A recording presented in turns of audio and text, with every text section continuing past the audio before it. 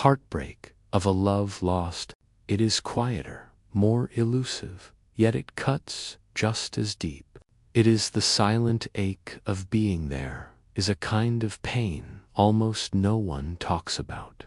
It is not the pain of physical injury, nor the misunderstood. If you have ever sat in a crowded room and felt completely alone, you know this pain. If you have ever tried to explain the real your hopes, your fears, your convictions only to watch your words fall flat or be dismissed with a polite nod, you know this pain. It's the sensation of speaking into a void, of casting out your most authentic self, only for it to vanish into thin air, unheard and unseen. We rarely admit how much this hurts. Outwardly, you might laugh along, change the subject, or pretend it doesn't matter. Inwardly, the loneliness echoes. It can linger for years. This is not just an awkward moment at a dinner table or a misunderstanding in a conversation. It is an existential ache, the sense that you are walking through life in a world that does not truly see you. The first lessons in hiding for many. This feeling begins early. Perhaps it started in your family. The first time you revealed something vulnerable and were told you were too much, too sensitive, or too different. The moment taught you something. It is safer to hide. And so, slowly, you began to tuck away the truest parts of yourself.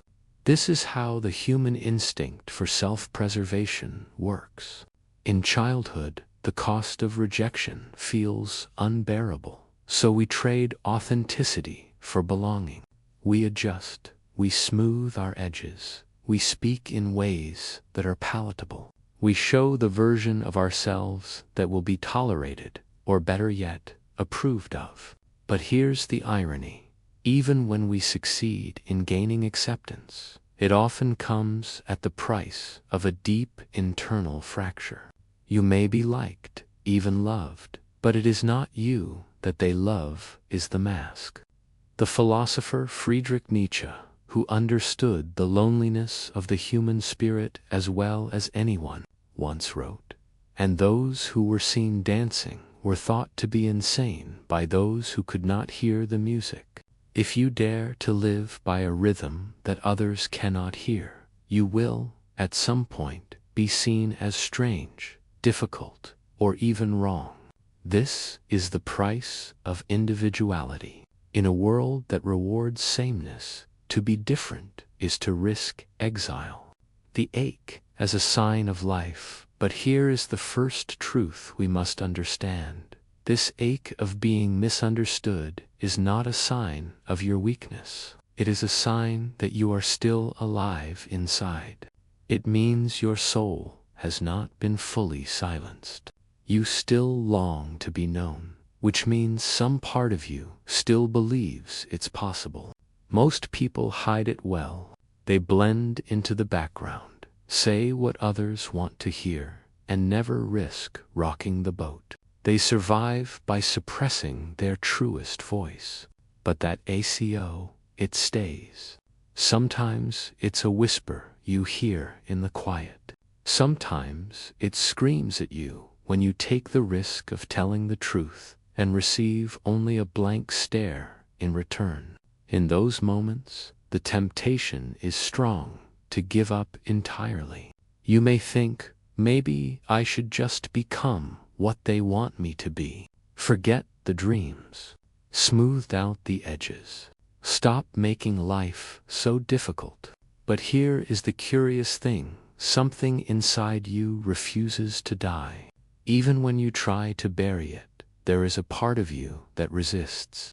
That resistance is your authenticity demanding to live. Why we long to belong. Psychologists have long noted that human beings are wired for belonging. Evolutionarily, this made sense. Our ancestors survived because they were part of a tribe. To be cast out meant facing danger alone. That instinct is still alive in us. We feel safest when we fit in. The problem is when belonging requires us to abandon who we really are. The safety becomes a prison. You can spend your entire life chasing the approval of others and still feel like a stranger in your own skin. That's because the pain of being misunderstood isn't really about other people. It's about what happens inside you when you silence yourself.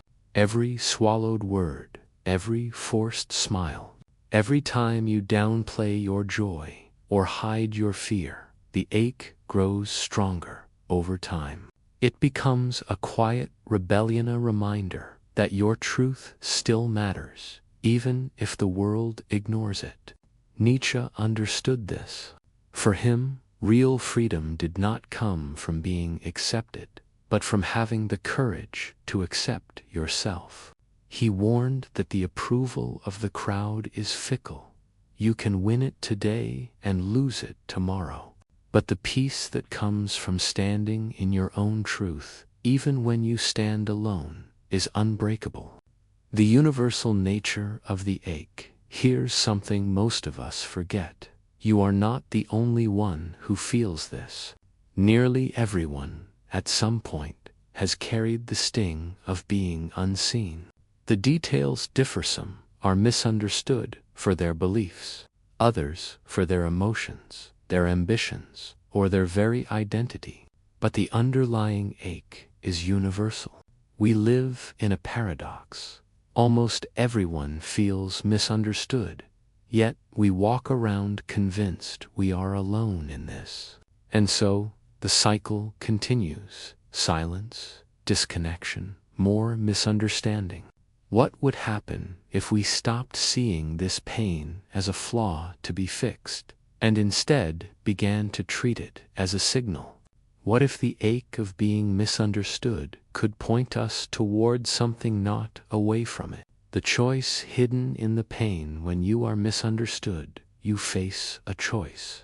You can shrink yourself to fit into someone else's idea of who you should be, or you can let the ache push you toward the fullest expression of who you are. One path offers temporary comfort. The other offers long-term integrity. And while the first path may shield you from some rejection, it will eventually rob you of yourself. The second path, a harder path, will ask you to endure loneliness, confusion, and even ridicule. But it will also give you something that can never be taken from you, a life that feels like your own. Nietzsche's own life was proof of this. He was ridiculed, dismissed, and ignored by most of his contemporaries. His books sold poorly. He was often accused of being mad or irrelevant. Yet he kept writing, not for the crowd, but for the few who might one day understand. He died largely unknown, but today his words live on as some of the most powerful in the history of philosophy. His example reminds us, the world may not understand you now, but that does not mean your voice is unworthy. From ache to compass, the pain of being misunderstood does not vanish. Some wounds never do, but it can change shape. It can become a compass that guides you toward the life you are meant to live. Instead of trying to be like everyone else, you can begin the long, sometimes lonely, journey of becoming fully yourself. And here's the paradox: you may find that the moment you stop desperately seeking to be understood is the moment you finally are. The people who matter will see you not because you chased their understanding, but because you stood unwavering in your truth. This is why the ache is not your enemy. It is your teacher. It is trying to deliver you into a life only you can live. The courage to begin. So where do you start? Not with grand declarations or radical reinventions. You start small. You notice the moments when you are about to silence yourself, and you choose, just once, not to. You say the thing you've been holding back. You admit the dream you've been afraid to name. You allow your real laugh, your real grief, your real wonder to be seen. You will not always be met with applause. Sometimes you will be met with silence or even rejection. But each time you choose authenticity over approval, you strengthen the foundation of your true self. In the end, the ache of being misunderstood is not a sign you are broken. It is a sign that you are still reaching for something real. That reach is what makes you alive.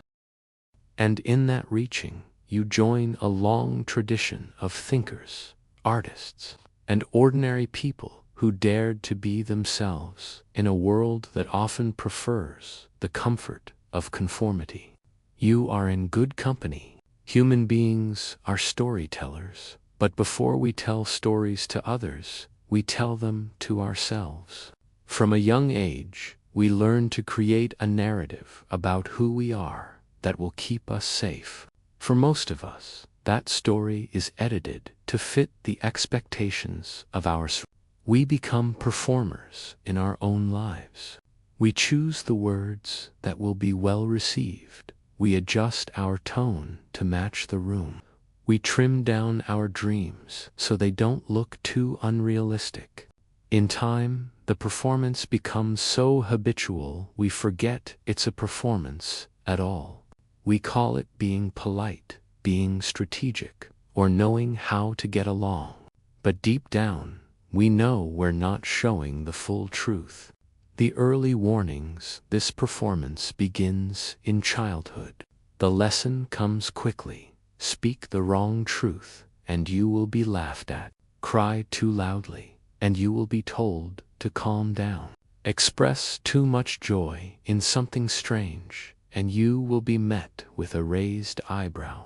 These moments, small as they seem, teach us that authenticity carries risk. So we learn the unwritten rules. Don't make people uncomfortable.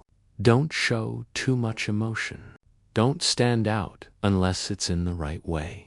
The world rewards this compliance. The children who sit quietly in class are called well-behaved. The employees who agree without question are team players.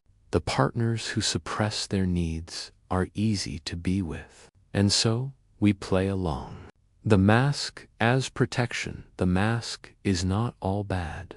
It keeps us from unnecessary conflict. It allows us to function in settings where complete transparency would be socially disastrous. There is wisdom in restraint.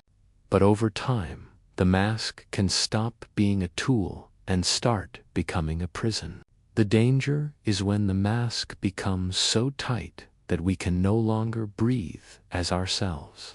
When we live behind the mask too long, we begin to experience a strange kind of alienation, not just from others, but from our own inner life. We forget what we actually think, what we actually want, because our focus has been on playing the role so convincingly. Nietzsche warned against this in his reflections on self-overcoming. He suggested that while civilization demands certain masks for social harmony, it is a tragedy when the mask begins to replace the face beneath it. Why dropping the mask feels dangerous if the mask is suffocating? Why don't we drop it? The answer is simple. The moment you remove it, you risk exposure. Without the mask, there is no buffer between your true self and the world's judgment. And judgment can be merciless. Even in our so-called tolerant times, society often punishes difference, sometimes subtly, sometimes overtly. The punishment can be exclusion, ridicule, or the quiet but unmistakable withdrawal of affection. This is why many people never take the risk. They convince themselves it's better to be liked for a version of themselves than to be disliked for the truth. As Nietzsche might put it, they would rather be accepted for a false self than rejected for a true one. The false safety of fitting in, it's tempting to envy those who seem to fit in easily. They move through life with no visible friction. They say the right things, follow the trends, and rarely stir discomfort. From the outside, it looks like peace. But fitting in has its own hidden suffering, the slow erosion of the soul. When you suppress your real self for too long, you begin to lose the ability to hear your own voice. The compass that once pointed toward your desires, values, and convictions becomes faint. You stop asking, "What do I really think?" and start asking, "What will they approve of?" Over years, this creates a deep internal dissonance. Life may look fine on the surface, but internally, there is a constant background hum of dissatisfactions, sometimes mild, sometimes unbearable. The outsider's suffering, though painful, is different. It is honest. They feel the ache precisely because they have not numbed themselves completely. Their longing to be seen has not been extinguished. Sensitivity as a strength. Many people who feel misunderstood also feel overly sensitive. They notice details others miss. They are moved by beauty that others overlook. They feel emotions, both their own and others, with unusual intensity. In a culture that prizes efficiency and emotional neutrality, this sensitivity is often framed as a weakness. But in truth, it is a form of intelligence. It allows you to see the fault lines in a conversation, the undercurrents in a relationship, the hypocrisy in a social rule. It is precisely this sensitivity that fuels empathy, art, and deep insight. Nietzsche saw sensitivity not as fragility, but as a necessary trait for those who would bring about change. Only those who can feel the discomfort of the present, the turning point when you stop chasing understanding. For many misunderstood individuals, there comes a pivotal moment, the realization that you cannot make the world understand you and you are not required to. This is the beginning of freedom. At first, it feels like surrender.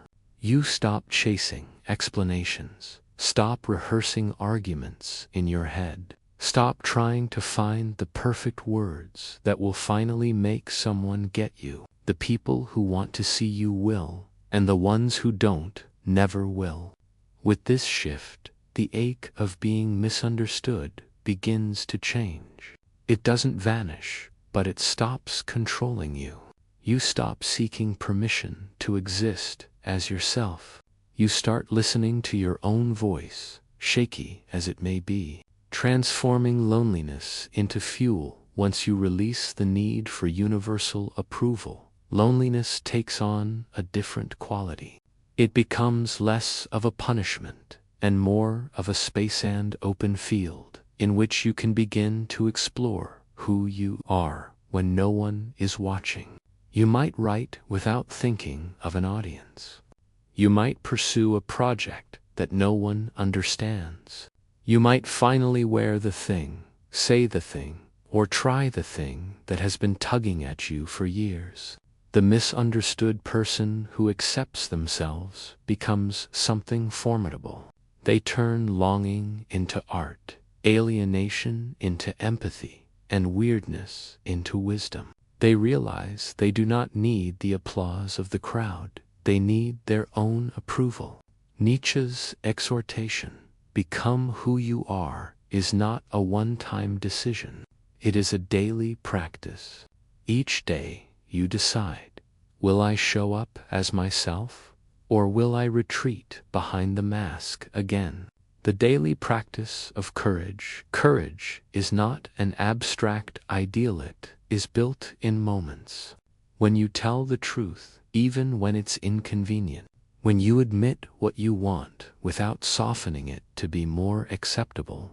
When you feel fear rising and still choose to act in alignment with yourself. The beauty is that courage is cumulative. Every small act of authenticity strengthens your sense of self. You begin to recognize yourself in the mirror, not as the edited version, but as the whole person. Finding the few who see you. One of the great fears in dropping the mask is that you will be completely alone. And yes, the path can be lonely for a while. But something remarkable happens when you live without pretense. You begin to attract others who are doing the same. These are not just acquaintances. They are kindred spirits. Nietzsche called such bonds elective affinities, friendships not formed by accident, but by mutual recognition. These relationships are rare, but they are worth more than 100 superficial connections. In them, you are not merely tolerated. You don't have to translate yourself into something more palatable. You can simply be.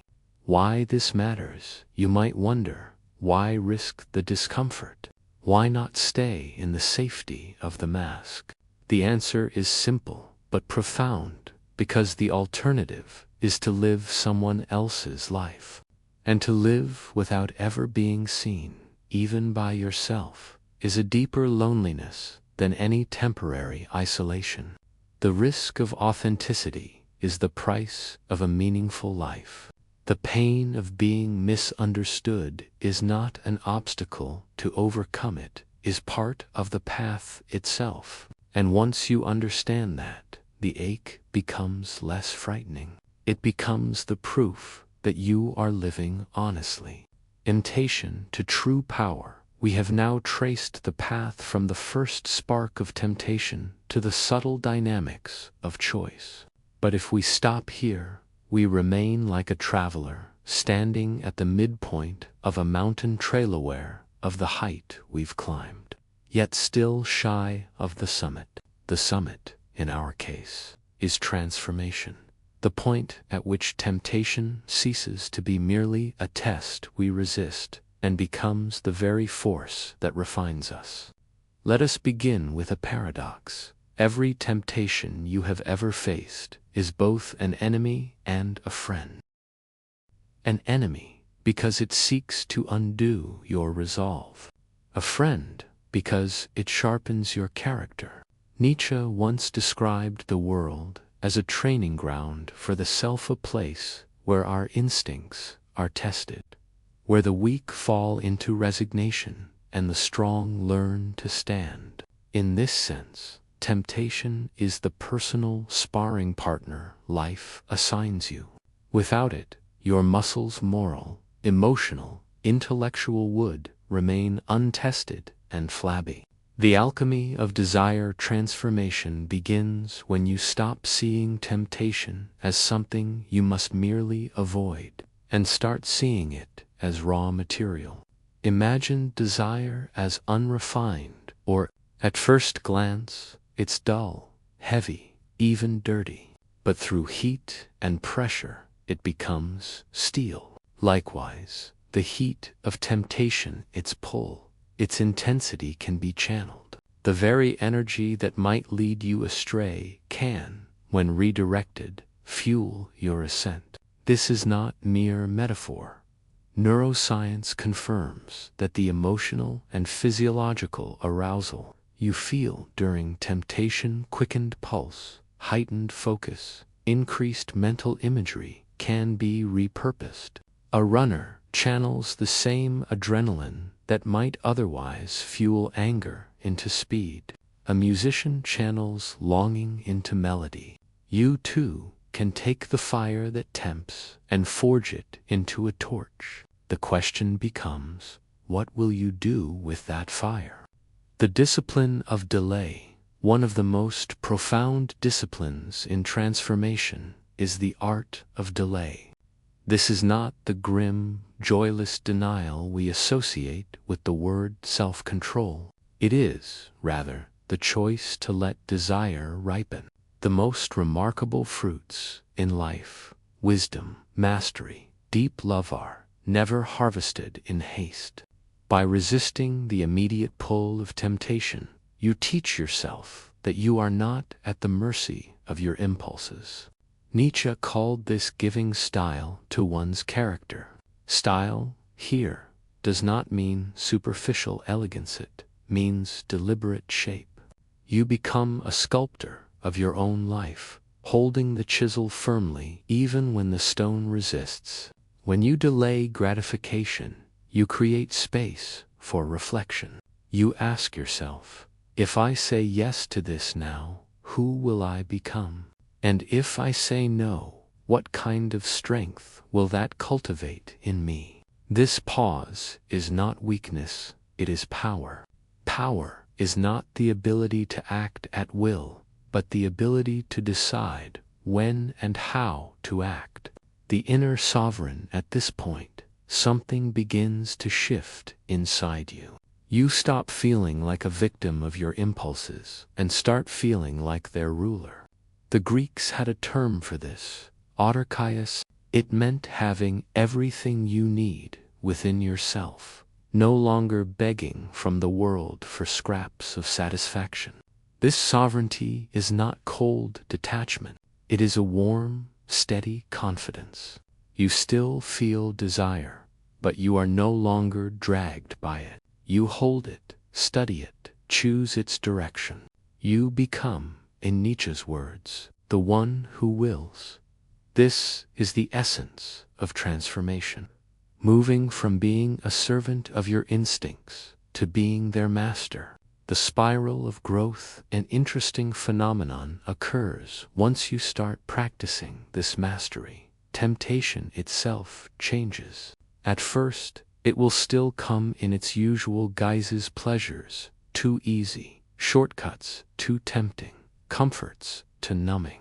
But over time, as you grow, the temptations that once had you in their grip begin to feel small, even unworthy. This is what I call the spiral of growth. Imagine a spiral staircase. Each step upward brings you to a slightly wider view of the same world. The same challenges may still appear, but you encounter them from a higher vantage point. The sweet that once made you crave now tastes cloying. The praise that once seduced you now feels hollow if it isn't earned. At this stage, new, subtler temptations emerge, not of the body, but of the spirit. The temptation to pride, to certainty, to believe your journey is complete. These are more dangerous because they dress themselves in the robes of virtue. But even these can be used for growth if you remain vigilant. The role of suffering in transformation. There is no transformation without suffering. This is not a cruel sentence, it is a natural law. The seed must split to become a tree. The muscle must tear to grow stronger. The old self must, in some sense, die for the new self to be born. This is where many turn back. The suffering feels senseless, and they think, if resisting temptation hurts this much, perhaps it is not worth it. But Nietzsche would remind us, suffering, when given meaning, becomes the forge of greatness. The pain of transformation is proof that something in you is expanding, demanding more space than your old skin allows. Living as the transformed self. So, what does life look like on the far side of transformation? It is not a constant battle of resistance, nor a joyless austerity. It is a state of freedom, not because temptations disappear, but because they lose their power over you. You walk through the world with a different gait. You no longer chase every glittering lure, nor do you fear every shadow. You choose your yeses and your nos with the calm certainty of someone who knows the weight of each choice. Your relationships deepen, not because you've removed all passion, but because your passion is no longer scattered, it is focused. And perhaps most importantly, you find a new respect for yourself. Self-respect is the silent crown of transformation. It is the reward for having faced temptation, wrestled with it, and emerged, not untouched, but unbroken. The secret you now hold here is the final, unspoken truth. Temptation never truly leaves you. Even in your highest moments, it waits. But now you see it differently. No longer as a predator, but as a sparring partner, one that sharpens you, challenges you, keeps you awake. You greet it with a nod, perhaps even a smile, knowing it cannot take from you what you no longer give away. You have crossed the threshold from merely resisting temptation to transforming through it. You are no longer simply avoiding harm, you are becoming more than you were. And in this becoming, you discover the quiet joy Nietzsche spoke of, the joy of someone who has learned not only to live with life's tests, but to love them.